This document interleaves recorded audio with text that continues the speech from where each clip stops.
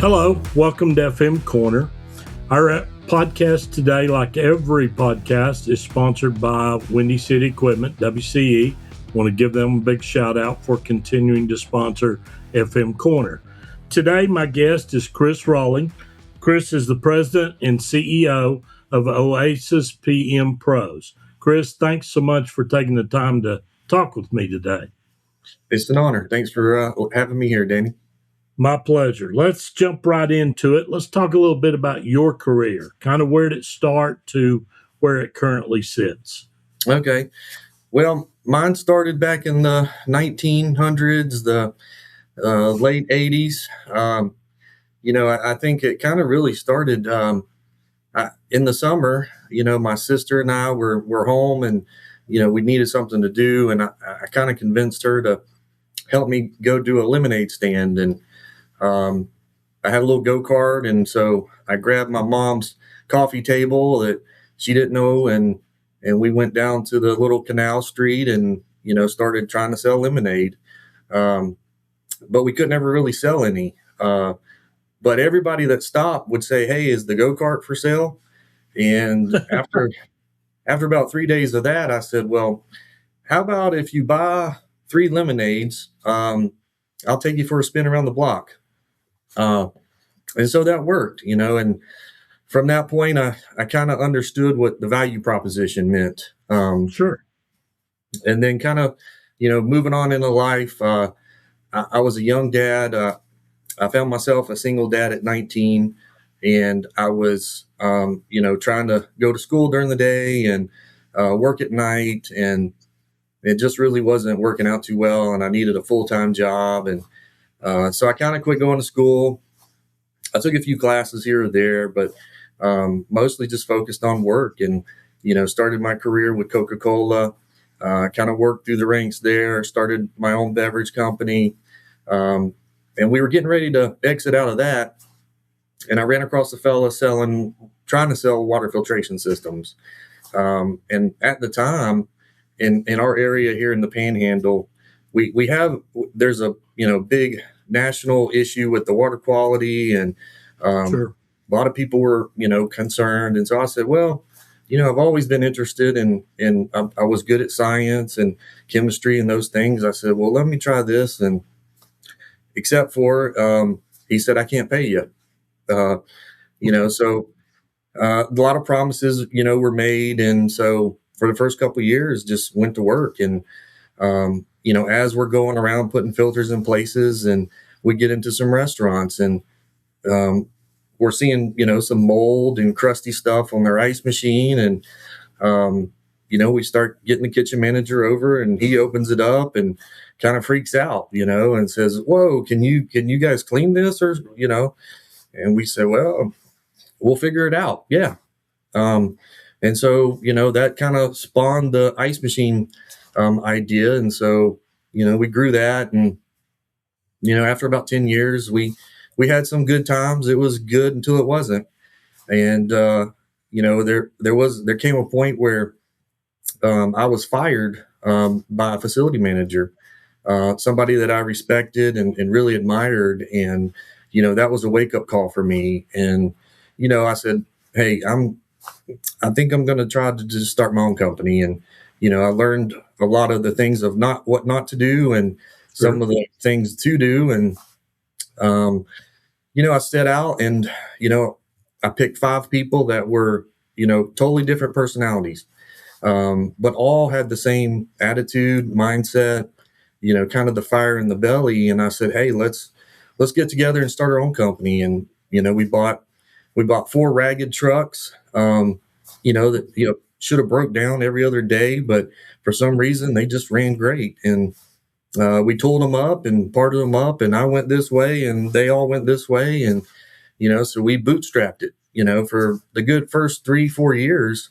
We really bootstrapped it and we started in Florida and Georgia, and, fast forward to now, it's, we're going on our 8th year, and now we're covering 7 states, and all of our techs are in-house and, trained by us. So kind of brings us to where we are now.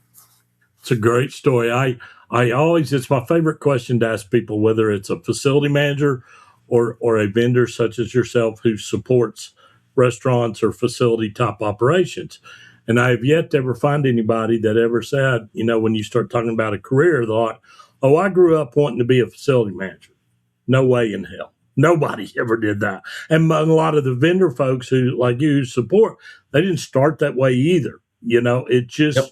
it's right place, right time, or your desire. Or, you said 4 words that I used for many years in my facility career. We'll figure it out. Give it to me. We'll figure it out. Don't know Right. how, but we'll figure it out. Right. And that's a lot of it, is because there's a lot of things you don't know, but Yep. you learn, and you also have the drive to say, hey, I'll get it figured out. It's not impossible. Sooner or later we can do it. It's a great story. Great story. Kind of describe your company, kind of what your role is, and for people that don't necessarily know what you do for your customer. Well, first and foremost, we're in the people business, and we just happen to clean, install, and repair ice machines and water filter systems. And so, that's kind of the heart, of our company, really.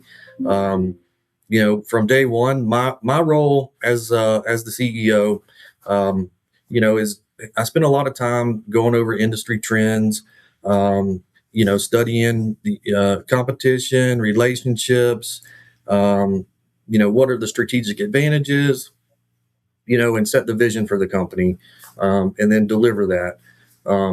A lot of times, I'm also involved in the hiring process. So, we put all new applicants through a kind of a good question and kind of response session with several of us, and we're trying to identify, is that person the right fit? Do they have the mindset? What is their personality traits? Et cetera. So by and large, that's my role in the company. Well, you mentioned this a little bit, but as you're deciding for what kind of customer you're looking for, not necessarily your guys, but the type of customer, what are you looking for? What matters to you? We're looking for customers that are proactive, that do just want to get out of the status quo, that do they want to just have a transaction piece with their vendors, or are they actually being proactive and they take preventive maintenance, for their purpose, and so being straightforward, customers that are straightforward with us, and not just, again, just not the transactional. We really want to forge partnerships where we can share information. We know exactly where we stand, and being straightforward. You're a great example, Danny, because, I called on you, in the past before, and I shot you emails, and you responded to every single email. And, I really respected that from you, that, you came back and you said, hey, I'm good for now. I don't, I'm set, but follow up with me in 6 months. Things may change. And so, I think that little aspect of what we're looking for in a potential customer is extremely beneficial. Well, I think a couple of things to that. It's very kind of what you said, but I think if you're a facility manager and you get caught in the situation of everything that I do and everybody I do work with, we're great. You're blind. Right. What's great today won't be great down the road, or what the direction that I may get from my own company may change.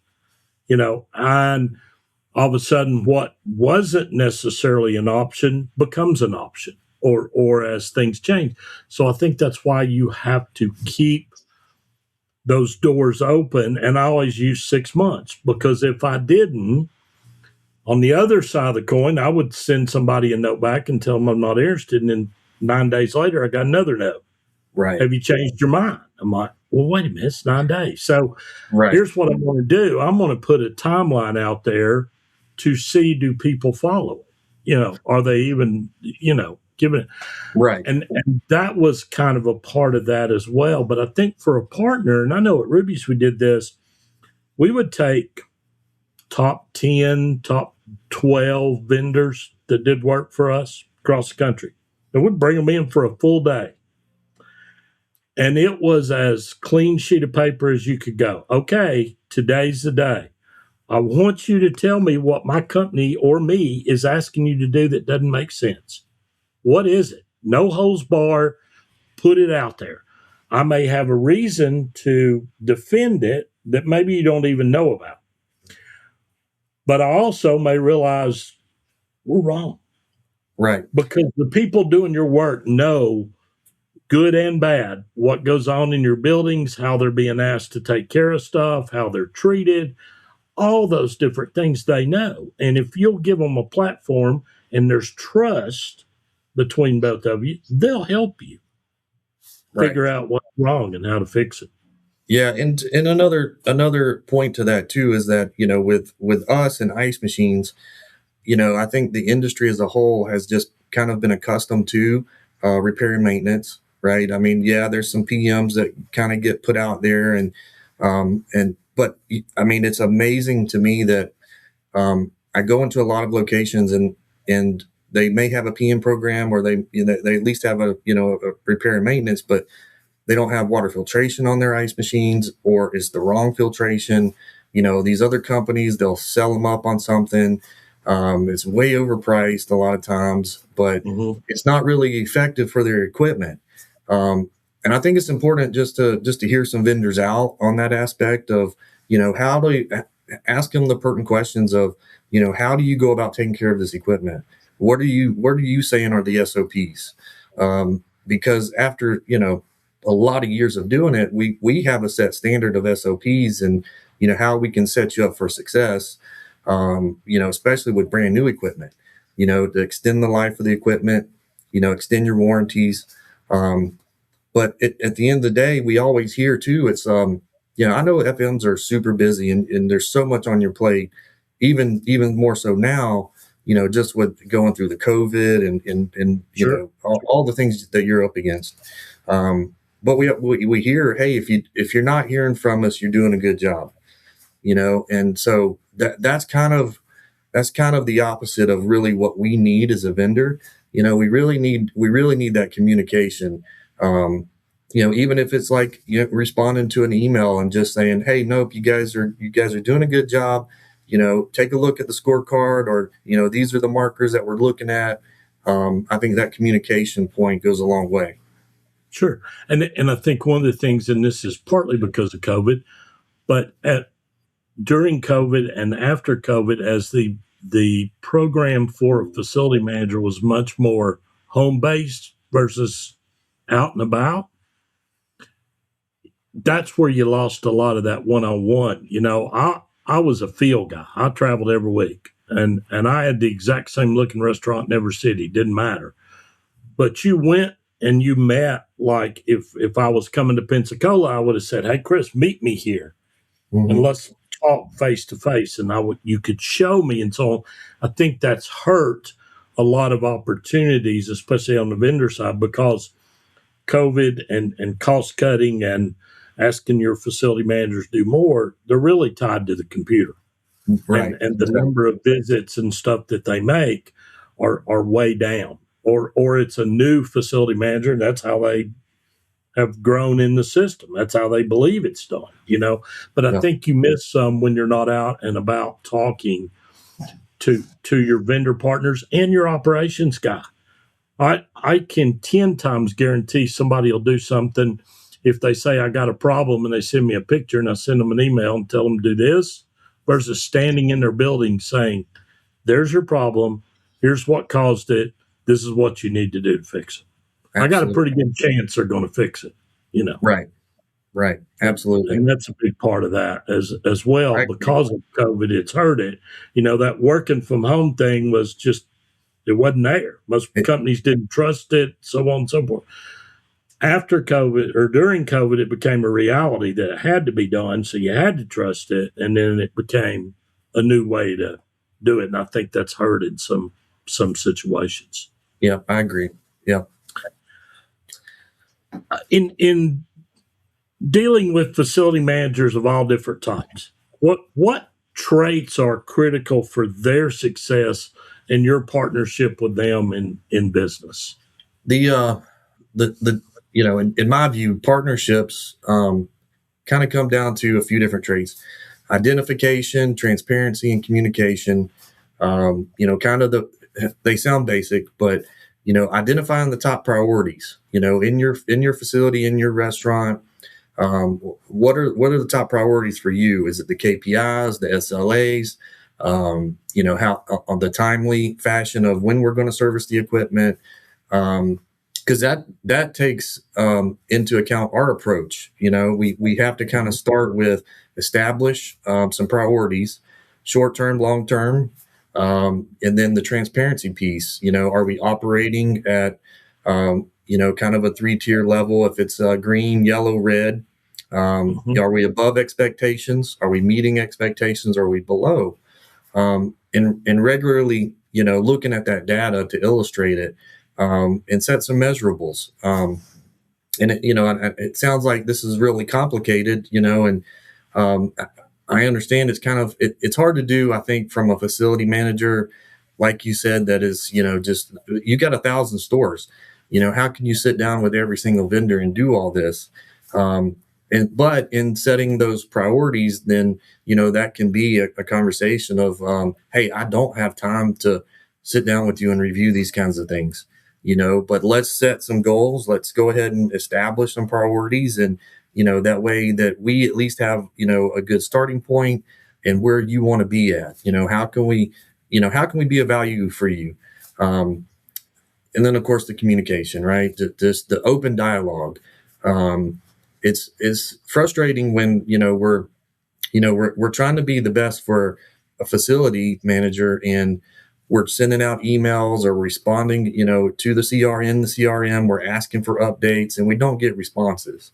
I think that there needs to be at least, some sort of communication system in place. Whether that's establishing, certain personnel on your team that's going to communicate those things. And have an escalation point. Who's the point person for escalations? Who does that need to drive through when those things happen? Because nobody's perfect, right? I mean, on both sides, we know that. Sure. But having a good escalation protocol, I think is extremely important. So those are the traits that when we're looking to to find a great fit. I think for both of us, those are the things we're looking for. Sure. And I think it's important from the facility manager's job is to take the time. One, I want to know about your company. I want to know what you're about, what you believe in, what so on, to make sure we're in alignment. And then just as important, it's important for me to tell you what we're about, what my company's about, and I always try to do that. Okay, I get it. Mistakes happen. I'm not worried about mistakes. At 975 restaurants, we're going to do something wrong every day. We're going to cook a meal wrong and deliver it to a customer every day too. Those happen. I don't worry about that. What I care about is what are we doing to fix it? Right. And then the second part was I own all those restaurants. I better be the first person that gets told if something went wrong. That's what I care about. Not that it went wrong. I just got to be the first person that knows, because there is a major difference when a restaurant calls you and said, I had a small fire this morning. I know. I heard about it an hour ago. I'm on top of it. Here's what I'm doing. Yeah, I may not have a plan yet, but I'm on it. Mm-hmm. The worst answer you can give is, I had a small fire. What? Huh? You had a what? And they believe, although it's not true, but you know everything about everything, and you don't. But that's where you want to make it a point to the vendor. And then I had non-negotiables. You want to ask me what will cause our relationship to cease? Here's 3 of them. This is what they are. There is no discussion. There's no nothing. If this happens, we will part ways. That's critical. What do I have to do? What happens on my side of the fence that would cause you to walk away? Because that can happen too. If I don't pay my bills, at some point, it's not a profitable business and you're going to leave, or something else. Our restaurants tend to treat the techs really bad over and over and over. At some point, it's not worth continuing. And I get it. So it's critical to talk about both of those as you go along, and also stay away from the blame game. I've seen facility managers that anytime anything goes wrong, well, I'll just fire the vendor. Well, at some point, you're out of vendors because everybody that's any good won't work for you because you fired them. I always took that approach of if I fired somebody just because they made a mistake, that's on me. I'm the one that picked them. You're firing the people that you picked. I mean, that's not a good recipe either. So, I think it's just important to communicate. It's important to talk, like you said, kind of have escalations. Where do we go? What do we do? And the opportunity to present when there's an issue to get help and support is Absolutely. critical. Yeah. What type of organizations are you a part of? We've met at RIFMA and talked and stuff, so there may be others. And how's that important for your company? We, of course, RIFMA, it's probably been, it's been great. We're in SFESA, NAFM, we're in WQA, Water Quality Association. Really and truly, I think the help on the personal side of that is more beneficial to our company, not necessarily from, us gaining business or getting a business advantage or any of that. It's really on the personal side for me in a lot of the leadership development. I'm me personally, I'm more of a reticent, introverted type person. And so, just going to RFMA, I remember going to the Vegas show and seeing you in the car, Danny, and I said, man, I really got to step my game up. I said, man, I really, this is a great, learning experience for me personally in my development and just communication, talking to folks, just the amount of respect I have for all the RFMA, all the admin and the boards and everybody that, goes in and does the the training courses and everything is, I think for me personally, I mean, that really is the impact is, and we try to bring, we use RFMA too as a sort of a bonus for one of our top performers. So every year, somebody in our booth that may be there because they had a great year, they excelled and met their goals, and Great so idea. we bring them to RFMA, and it's a great learning tool and experience for them personally. Sure.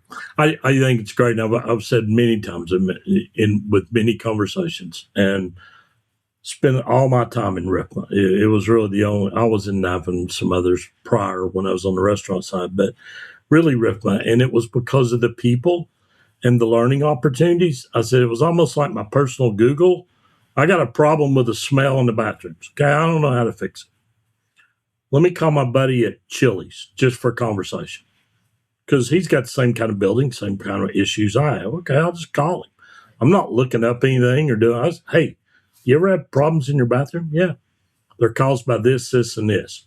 Well, in 5 minutes, I got what I could look for forever and maybe never figure out, or vice versa. Somebody called you and said, hey, I understand you have a full service program with Hobart. Yeah, I do.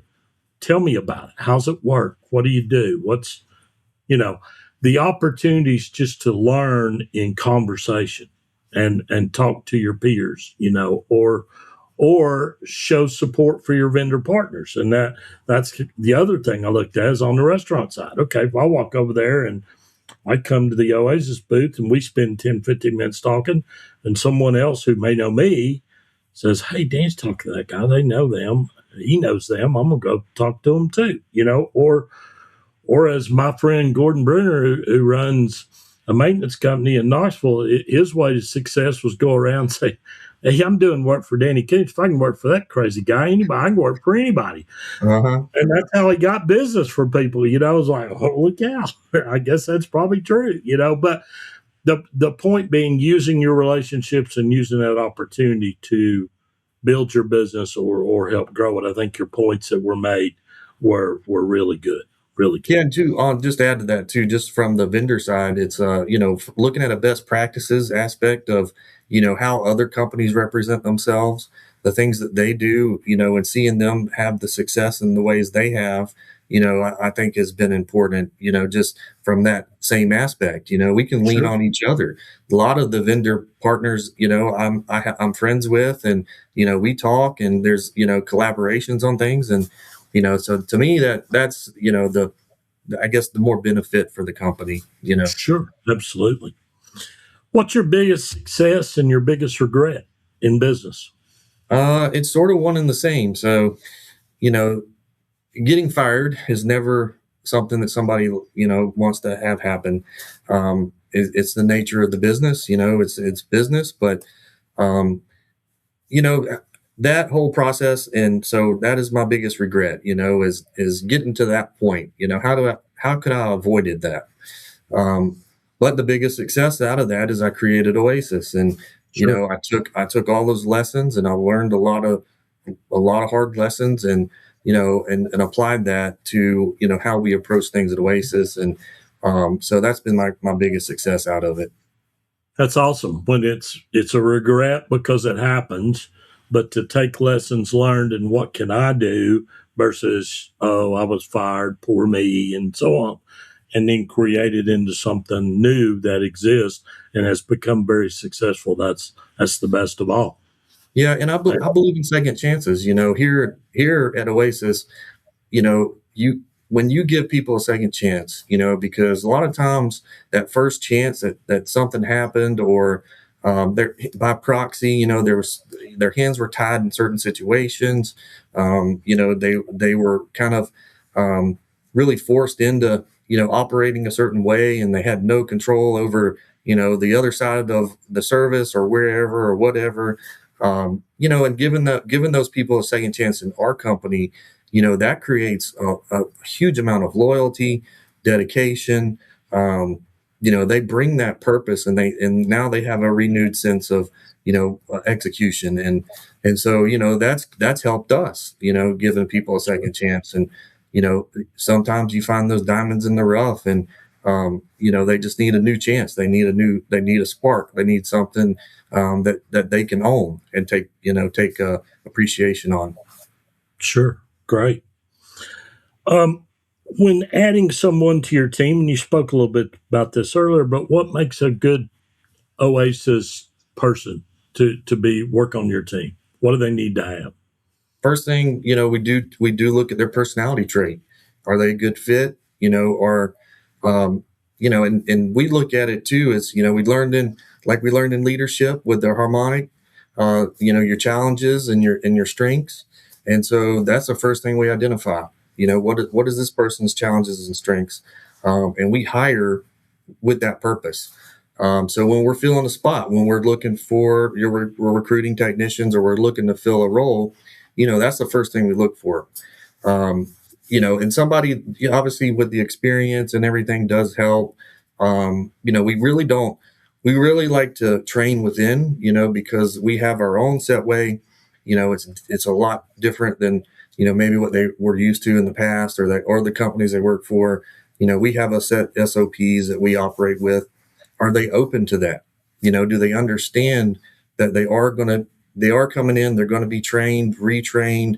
There's continual training, there's metrics to hit, goals to hit. Do they understand that? Do they have the mentality?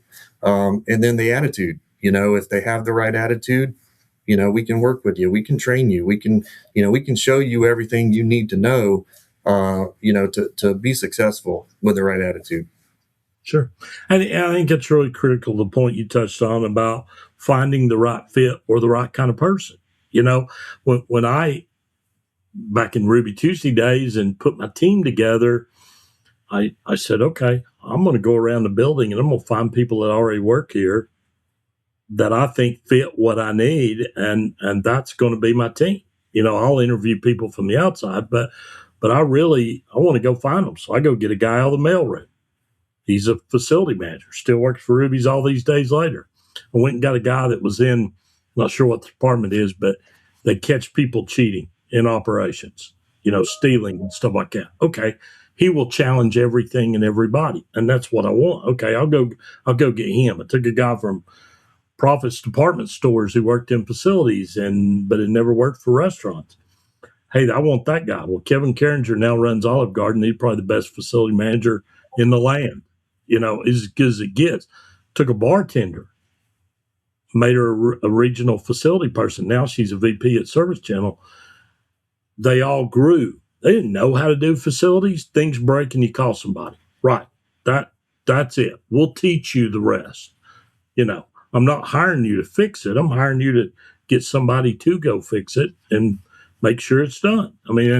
But you got to find that fit. And then to your point earlier, like people with second chances, these weren't second chances, but these are opportunities to grow. Right. This is yours. And this is what we're going to do about it. And here's how we're going to grow our department and make it great. But it was the fit of the person who was looking for an opportunity that's really critical. Yeah, and you hit on that too. It's like they do see there's an opportunity, and so that gets them excited. That's where the attitude portion comes in. Can they listen? Or are they actually gonna buy in to what we're teaching them? And that's critical. Sure, absolutely. Name something you weren't good at, but you've worked really hard to improve.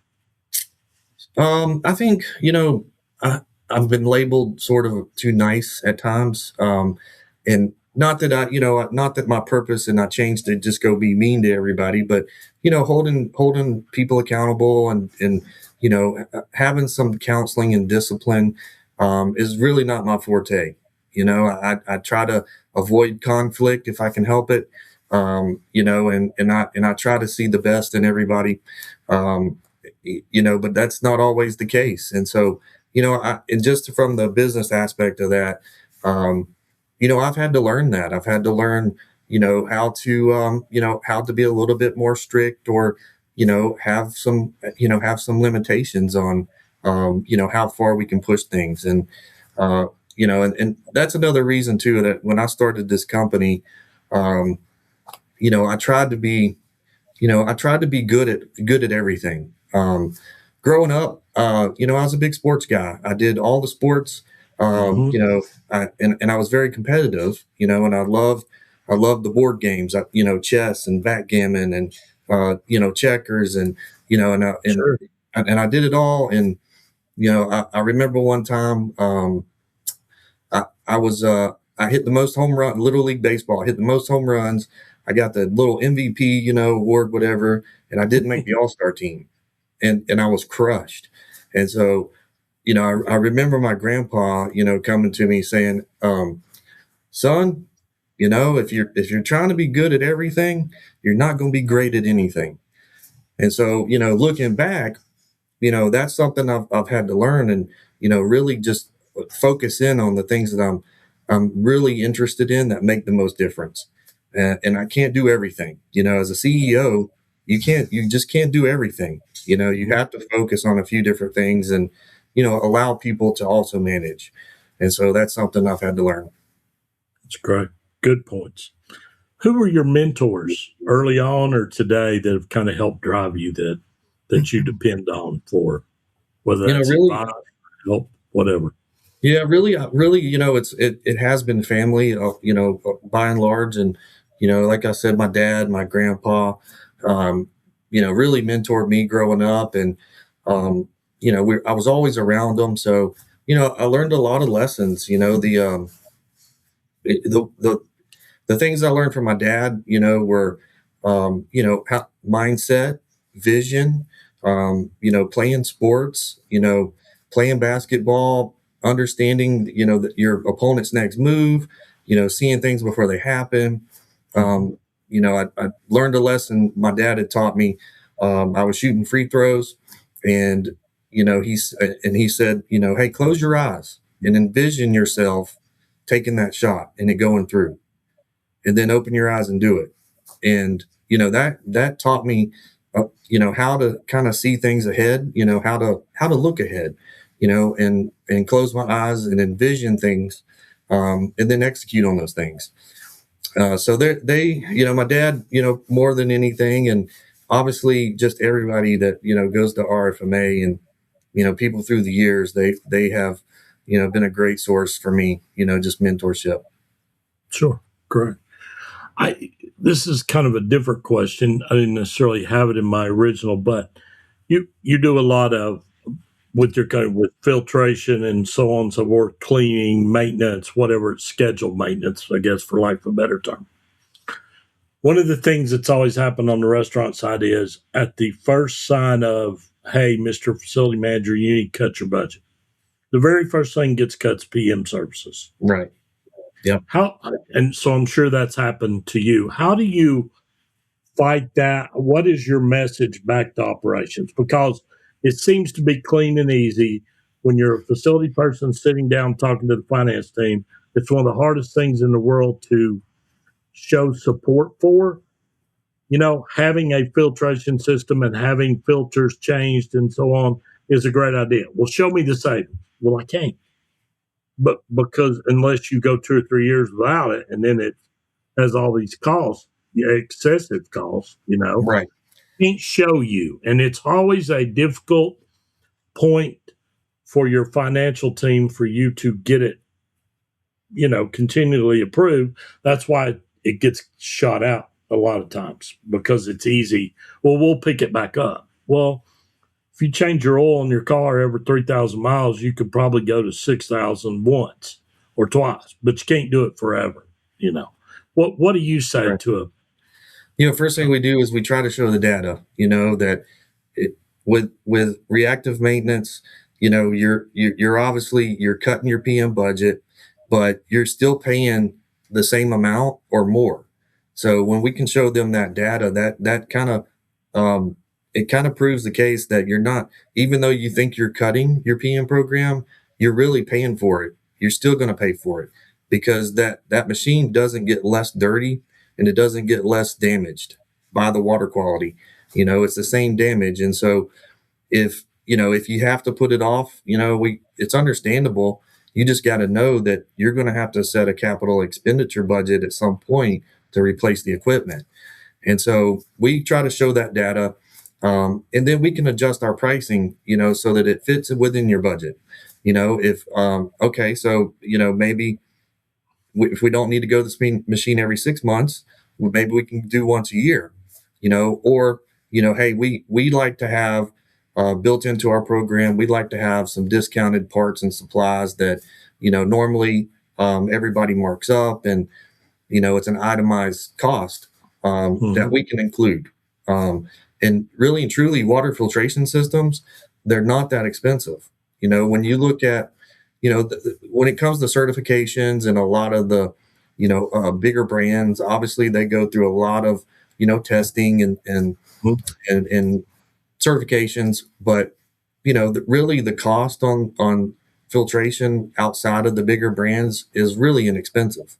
And so it really isn't that much when you start breaking it down. You're basically taking a look at your budget and you know what you're spending already, and then you can take that and you can average it out a little bit longer, or you can make some small adjustments so that it's not a big impact.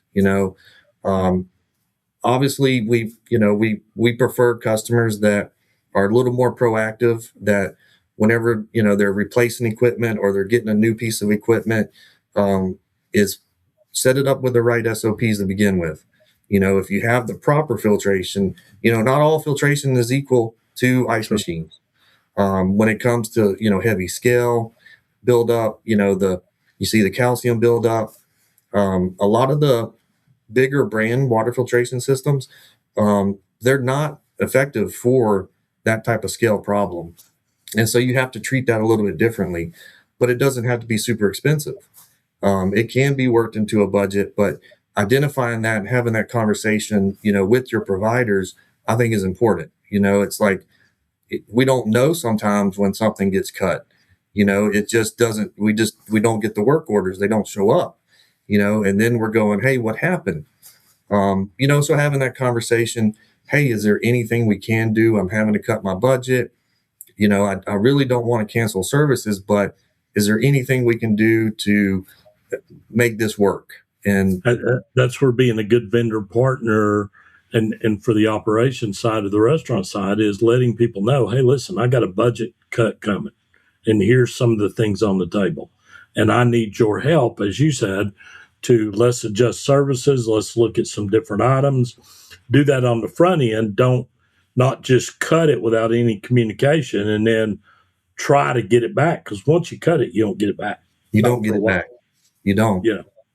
So it's working on the front end and let your vendor partner help you with options or opportunities, at least in the short term of what you can do. Yeah. And so I'm sorry. Yeah. Well, as a vendor partner, it's in our best interest to make sure that we are setting you up for success here, Absolutely. My last question, Chris, what's your go-to saying? What's the thing that's posted on your desk or on your wall or that you always go to that keeps you going? Yeah. Every day there's a couple things, just in our world, as soon as 7:30, 8 o'clock hits, we're distracted, so early mornings, that's kind of my time it's quiet time. That's when I get the most work done, kind of later in the evenings. But I always start the day and I always start the day with my purpose. And my purpose is to be a man of value. How can I bring value to every and all situation? And how can I help somebody? Every day, my grandpa was really big, in charity events and, giving back and just spending the time. And so I've adopted that. And so I try to every day, how can I help somebody today and make a difference? It's great. Absolutely. Well, I think that kind of is the end of my questions for our discussion today. I certainly appreciate the time. And best of luck to Oasis and your company in the Panhandle and Pensacola, which I used to live in Mobile, so I know Pensacola well. Yeah, absolutely. Get around this town, give me a shout. I certainly will. Best of luck, and thanks to everyone who listens to our podcast of FM Corner. Again, brought to you by Windy City Equipment, WCE. So we appreciate Chris' time today, and we look forward to talking to you on our next episode. Thanks so much.